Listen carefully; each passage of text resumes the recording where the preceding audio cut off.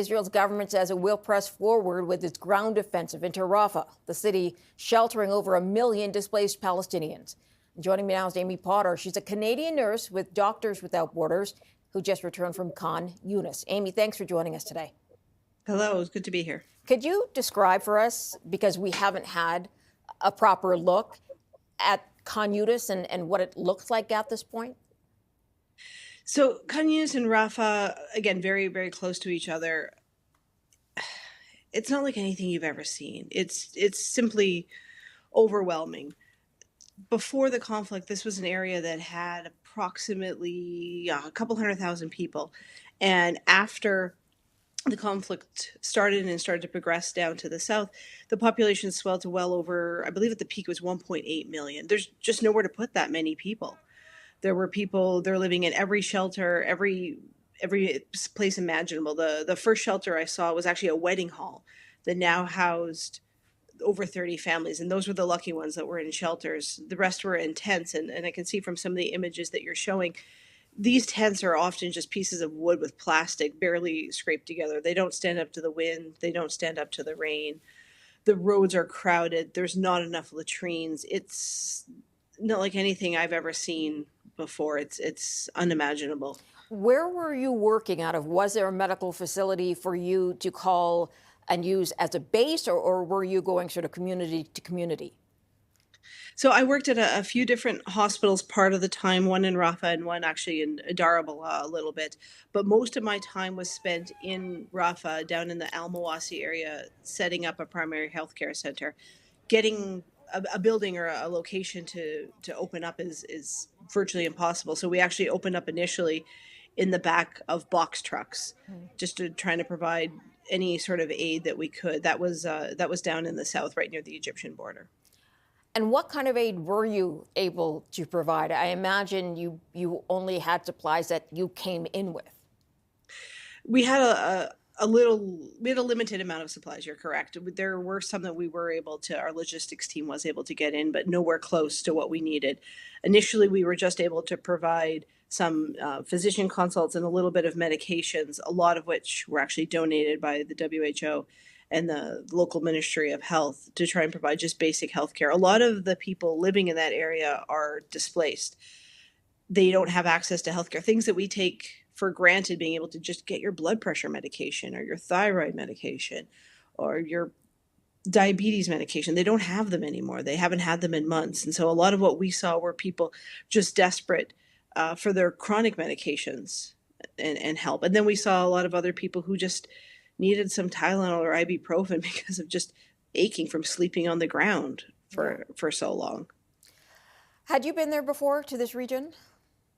No, not specifically to this region. I've worked in other countries in that area, but I've never been to Gaza. How does this compare to other places you've worked in the region? This is far worse.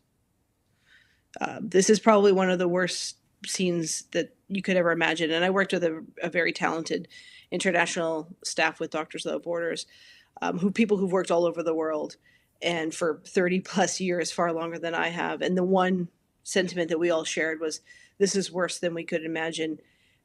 Part of the reason is in a lot of other areas, they have some option, some ability to maybe relocate to another area. We don't have that in Gaza. They've relocated. They're at the end. Rafah was the end of the strip. There's nowhere else to go. The crowding and everything is unbelievable. And sort of the despair. Without a ceasefire, there's nothing. Yeah. There's nowhere else to go. It's not just the awful living conditions and the lack of supplies, and those exist other places, but other times you have options, and you don't have options here. The Israeli military plans to push into Rafah. They say they need to chase Hamas down into Rafah. Yeah. Tell me what that would be like, because you've been on the ground and we've talked about it, but you've been there, so you could probably more accurately describe what that would be like. It's going to be catastrophic. I mean, I share the sentiments of every single humanitarian organization that's been there. There is nowhere for these people to go. They are 100% relying on a ceasefire. I've talked to a couple people who were heading to the middle area.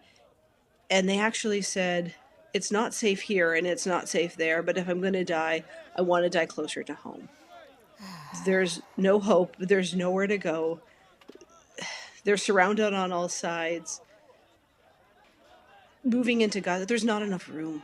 There's nowhere. We are operating on a small strip within a small strip and a small strip, and we can't fit any more people. There's nowhere to go. You were there for about a month, I believe. How did you keep going?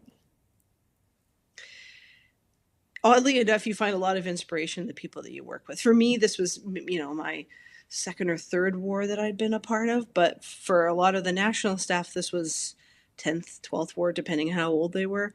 They kept going every single day. I'm sure you heard and you covered that one of our staff houses was struck last week by a bomb, killing some MSF staff members. And the next day, everybody who wasn't directly impacted showed up at work because they wanted to keep going.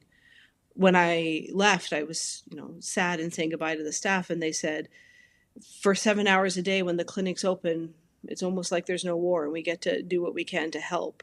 And that was just the national staff. The people there are unbelievable. They're so friendly. They're so resilient.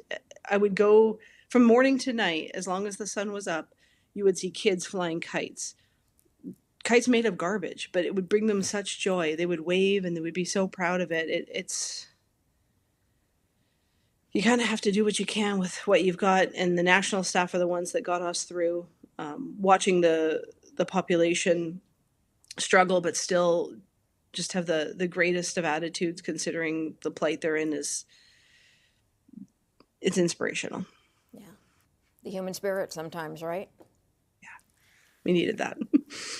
Amy Potter, thank you. Thanks for going. Thanks for sharing what you saw, and thanks for your time. Thank you so much. Take care.